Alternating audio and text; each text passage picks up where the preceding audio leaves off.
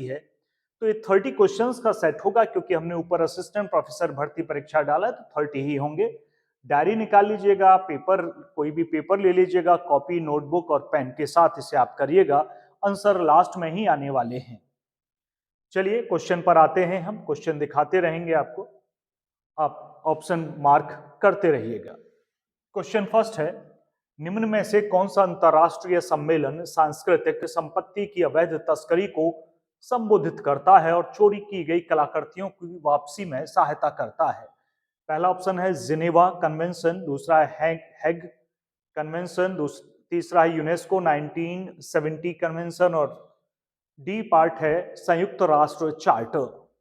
तो किसके कौन संबोधित करता है ये आपको बताना है।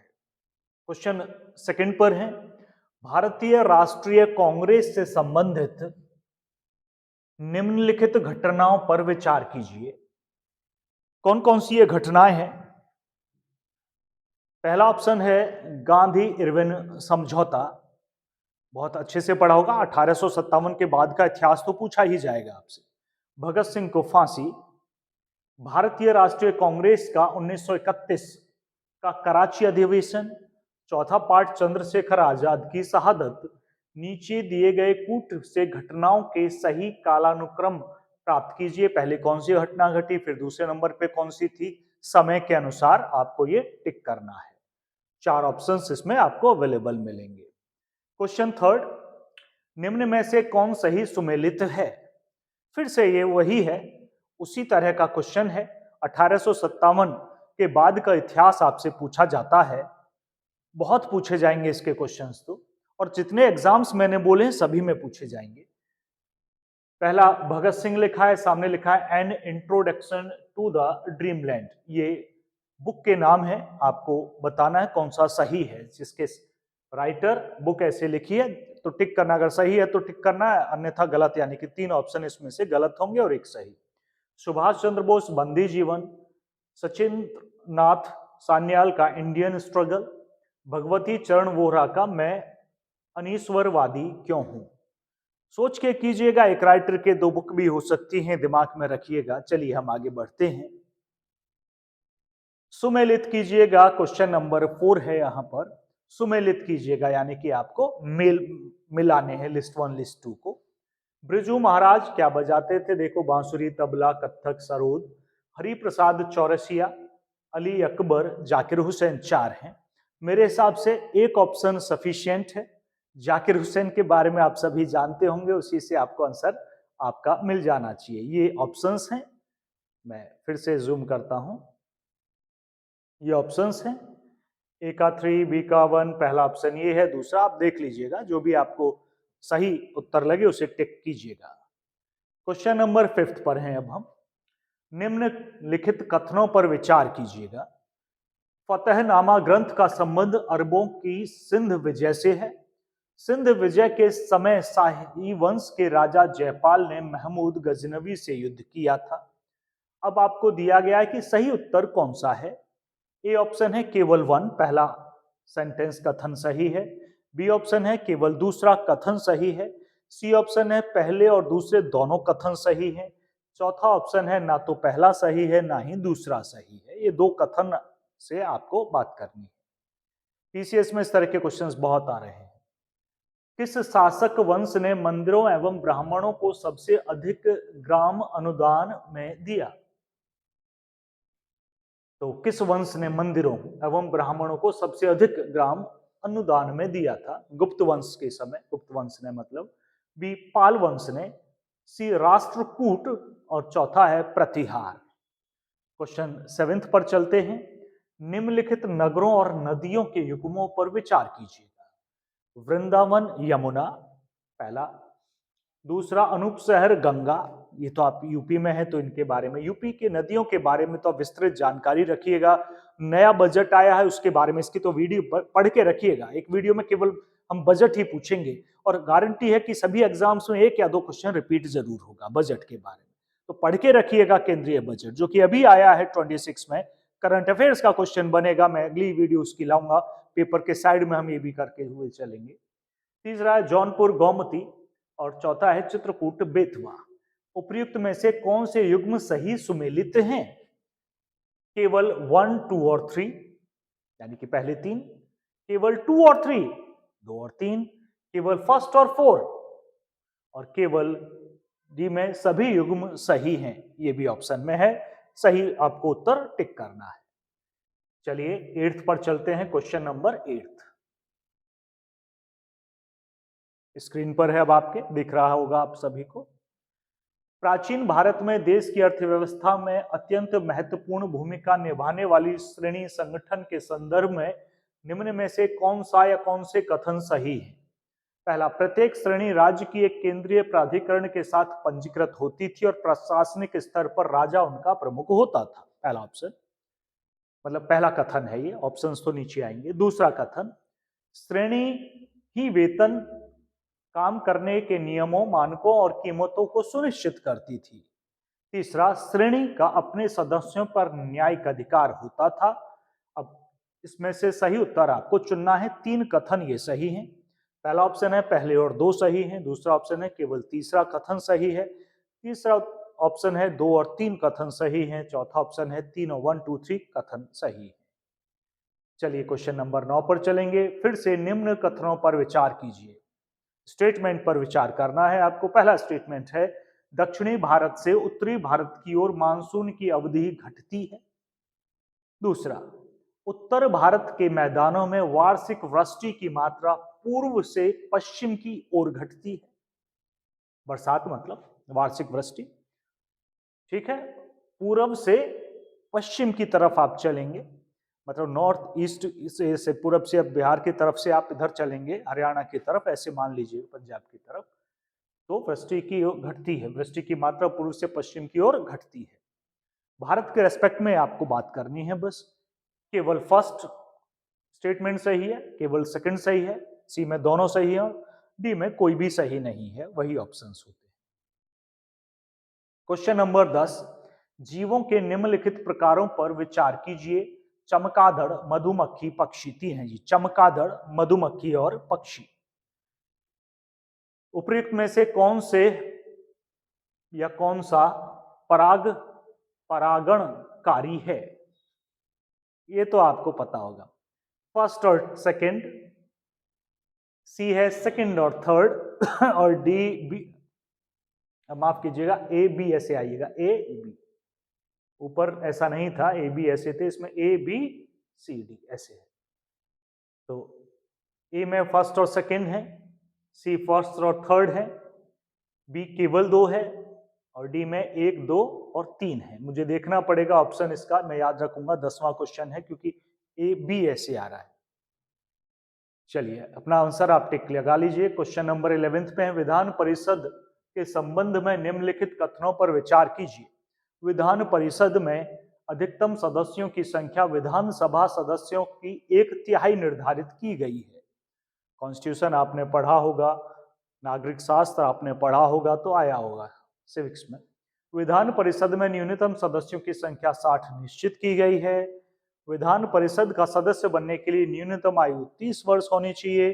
कौन से कथन सही हैं? कथन वाले ही हैं इसमें, केवल 1, केवल 1 और 3, केवल 2 और 3 या फिर तीनों सही हैं। 12वां, फिर से कथनों पर विचार कीजिएगा। अनुच्छेद 137 उच्चतम न्यायालय को अपने निर्णयों या आदेशों की समीक्षा करने का अधिकार प्रदान करता है।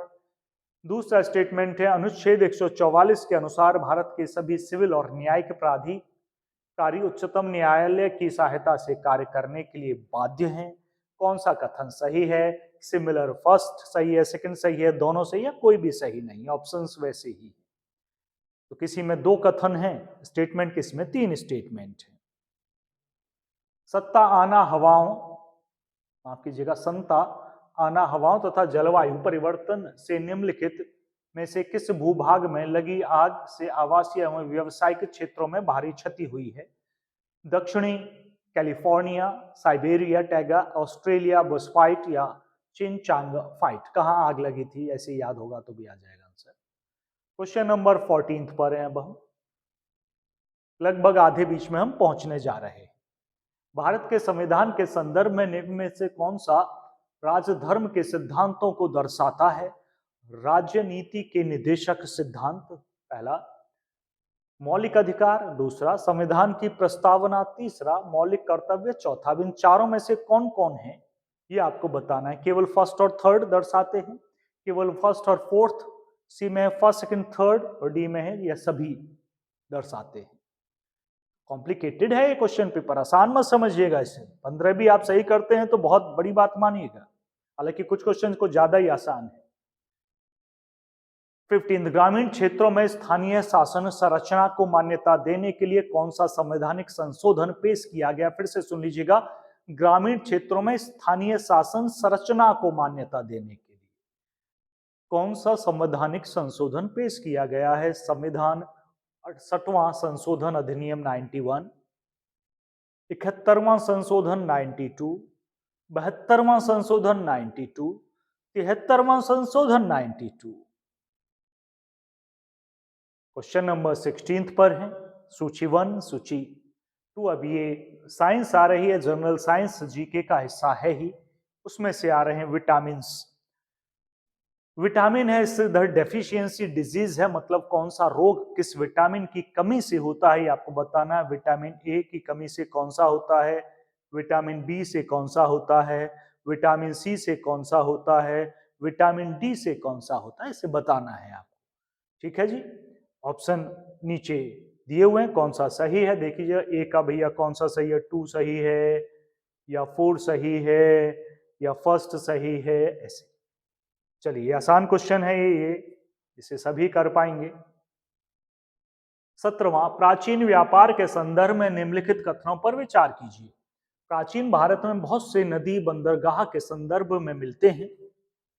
प्राचीन भारत में बहुत सी नदी बंदरगाह के संदर्भ मिलते हैं। प्राचीन भारत में अगर हम पढ़ें तो वहां सामान और यातायात के बड़े गोदाम थे। कौन सा सही है, ना तो फर्स्ट सही है ना तो सेकंड, बी दोनों सही हैं, सी केवल 2 सही है, डी केवल 1 सही है। निम्नलिखित युग्मों पर विचार कीजिएगा। चलिए कौन सा सुमेलित नहीं है बताना है। पिन वैली जम्मू और कश्मीर में है, सही है तो ये टिक नहीं करना, गलत है तो टिक करना। राजाजी उत्तराखंड में है, सिमलीपाल उड़ीसा में है, बांदीपुर कर्नाटक में। तो इसमें से जो सुमेलित नहीं है एक वह आपको टिक करना है। आगे बढ़ते हैं। 19वां क्वेश्चन है, सैयद सलार मसूद के संदर्भ में निम्नलिखित में से कौन सा कथन सही है। वह महमूद गजनी का पुत्र था और सोमनाथ मंदिर के आक्रमण में शामिल था। हमने कहा कौन सा कथन सही है कि किसके रेस्पेक्ट में, सैयद सलार मसूद के संदर्भ में। बी उसे गाजी की उपाधि नहीं मिली क्योंकि वह युद्ध में पराजित हुआ था। सी वह अवध के विरुद्ध अभियान में विफल रहा और 1033 ईस्वी में बहराइच के युद्ध में मारा गया। सी उसका मकबरा दिल्ली सल्तनत द्वारा ध्वस्त कर दिया गया। कौन सा आपको सही लगता है उसे आपको टिक करना है। क्वेश्चन 20 पर है, 20वां। हिमालयन यव के संदर्भ में निम्नलिखित में से कौन से कथन सही है। हिमालय यव एक औषधीय वृक्ष है जो मुख्यतः हिमाचल प्रदेश और अरुणाचल प्रदेश में पाया जाता है। इसकी छाल, पत्तियों और जड़ों से प्राप्त टक्सोल रसायन का उपयोग कैंसर की दवा बनाने में होता है, जिसके अत्यधिक निष्कर्षण से यह प्रजाति संकट में है। तो कौन सा सही है, केवल पहला सेंटेंस है या दूसरा सही है, दोनों सही है या फिर फोर्थ सही है, कौन सा सही है ये आपको बताना है। अगले क्वेश्चन पर आते हैं।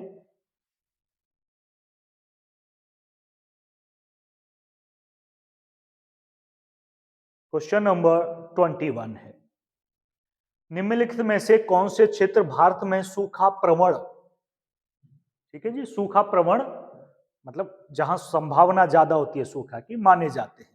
बुंदेलखंड, आपको कुछ कुछ याद आ जाएगा नाम से ही, मराठवाड़ा, विदर्भ, पश्चिम बंगाल। तो इसमें आपको कौन सा लगता है जी, फर्स्ट सेकंड लग रहे हैं हमें बुंदेलखंड और मराठवाड़ा, तो आप पहले को टिक कीजिएगा। केवल 2 और 3 लग रहे हैं तो मराठवाड़ा और विदर्भ लग रहे हैं तो आप बी को टिक कीजिएगा। आप कहते हैं हमें 3 लग रहे हैं पहले, तो सी को टिक कीजिएगा। आप करें आप चारों सही लग रहे हैं, चारों ही हैं तो फिर डी को टिक कीजिएगा। तो ये था, तो सिंगल कोई नहीं है, 2 तो कम से कम है ही। 22 पर आते हैं। भारत में संवर्धन एनरिचमेंट वृक्षारोपण के किस दुष्परिणाम का उल्लेख पर्यावरण विशेषज्ञों ने किया है? वनों की उत्पादकता बढ़ गई है, वनों की जीव विविधता में वृद्धि हुई है, अन्य वृक्ष जातियों का क्षरण हुआ है, वन्य जीवों की संख्या बढ़ी है। ये आपको टिक करना है। अब हम आईसीटी के क्वेश्चंस हैं, यहां से कंप्यूटर के हैं, एक दो मिलेगा आपको। कंप्यूटर की मस्तिष्क, ब्रेन किसे कहा जाता है? Brain of computer, RAM, RAM, दूसरा है सीपीयू, तीसरा है हार्ड डिस्क, चौथा है मदरबोर्ड। ठीक है जी, ब्रेन किसे कहा जाता है ये आपको इसमें टिक करना है, कंप्यूटर का ब्रेन। निम्नलिखित में से कौन से गैस रेफ्रिजरेटर फ्रिज में उपयोग के रूप में इस्तेमाल होती है? रेफ्रिजरेंट के रूप में कौन सी गैस इस्तेमाल होती है?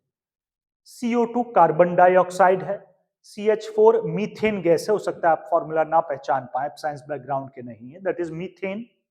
पहली कौन सी थी? कार्बन डाइऑक्साइड, दूसरी मीथेन, थर्ड है NH3 that is ammonia, the fourth one is hydrogen gas. Refrigerant, refrigerant के रूप में देखो कौन सी यूज होती है, ऐसे आपको टिक कर देना है। 25 पर आते हैं, ऑक्सीजन का अणु O2 कौन से बंध से जुड़ा होता है? उन दोनों के बीच में कौन सा बंध होता है? तो टिपिकल केमिस्ट्री पूछ रहे हैं। सिंगल बॉन्ड, एकल बंध, इंग्लिश में बोलेंगे single bond. O2 that is a molecule which contains two oxygen atoms, एक दो, उनके बीच में जो बॉन्ड है, एक बॉन्ड है, दो कोवेलेंट बॉन्ड होते हैं। तो एक बॉन्ड होता है, दो बॉन्ड होते हैं, तीन बॉन्ड होते हैं, ऐसे आंसर दिया है। एकल बंध मतलब सिंगल बॉन्ड है, द्विबंध मतलब डबल बॉन्ड है, त्रिबंध मतलब ट्रिपल बॉन्ड है, तीन से ज्यादा तो दो एटम के बीच बॉन्ड बनते ही नहीं। समन्वय बंध है, चौथा ऑप्शन ये है। चलिए क्वेश्चन नंबर 26 पर है, ये भी आसान क्वेश्चन है, जो साइंस बैकग्राउंड का उसके लिए तो ये ऊपर वाले दो तीन बड़े आसान लगे होंगे। राष्ट्रीय आय को मापने की आधुनिक विधि के विकास का श्रेय किस अर्थशास्त्री को दिया जाता है? Adam Smith, David Ricardo, Simon Kuznets, Paul Samuels. 27th question पर है, निम्नलिखित कथनों पर विचार कीजिए। कथन पहला, मानव विकास सूचकांक, ह्यूमन डेवलपमेंट इंडेक्स है ये, को सबसे पहले 1990 में संयुक्त राष्ट्र विकास कार्यक्रम UNDP की मानव विकास रिपोर्ट में प्रस्तुत किया गया था, जिसका नेतृत्व महबूब उल हक और इंगे कॉल ने किया था। पहला कथन तो ये है। दूसरा कथन है, मानव विकास रिपोर्ट स्वास्थ्य, शिक्षा और जीवन स्तर तीन संकेतकों पर आधारित होती है। अब इसमें कौन सा कथन सही है बताना है। पहला सही है, A टिक करो, दूसरा सही है B टिक करो, दोनों सही है C टिक करो, कोई भी सही नहीं है तो फिर D टिक करो। 28 पर है, महान हिमालय की भीतरी संरचना, कोर स्ट्रक्चर, मुख्यतः किन शैलों से निर्मित है? महान हिमालय की बात कर रहे हैं, ग्रेट हिमालय। गोंडवाना शैलें, अद्य महाकल्पी शैलें, आर्कियन बोलते हैं जिन्हें, धारवाड़ शैलें या तृतीय कालीन टर्सरी शैलें। क्वेश्चन नंबर 29 है, राम मंदिर के शिखर पर फहराए गए भगवा ध्वज पर किस वृक्ष का चित्र अंकित है? ये तो अगर यात्रा की है ये तो आता ही रहता है, ये तो पता होगा आप सभी को। कोविदार, अशोक, पीपल या फिर वट। 29 का कौन सा, उस पर भगवा ध्वज पर किस वृक्ष का जो चित्र है वो अंकित है? क्वेश्चन 30वां है और ये अंतिम क्वेश्चन है इस सेट का। कथन है, कथन के बहुत सारे क्वेश्चन, मेरे हिसाब से 8-10 तो कथन के ही होंगे इसमें। सोने की तस्करी से देश के विदेशी मुद्रा भंडार पर नकारात्मक प्रभाव पड़ता है। दूसरा कथन, भारत में राजस्व खुफिया निदेशालय देश का सर्वोच्च तस्करी रोधी निकाय है। कौन सा कथन सही है? वही ऑप्शन है। कथन ए, कथन बी सही है, दूसरा मतलब सी में दोनों सही है और डी में कोई भी सही नहीं है। उत्तर मैं बताऊंगा, मुझे 10वें पर थोड़ा डाउट है क्योंकि उसमें ए बी ना देके ए बी नीचे दिया गया है। मैं एक बार 10वां क्वेश्चन निकाल लूं ताकि मैं फिर से उसे देख सकूं और उसके आंसर को मैं याद रख सकूं और मैच करवा सकूं। हाँ ठीक है, चलिए अब आंसर पर आ रहे हैं भैया, अपने आप को समराइज करिए, आंसर देखिए।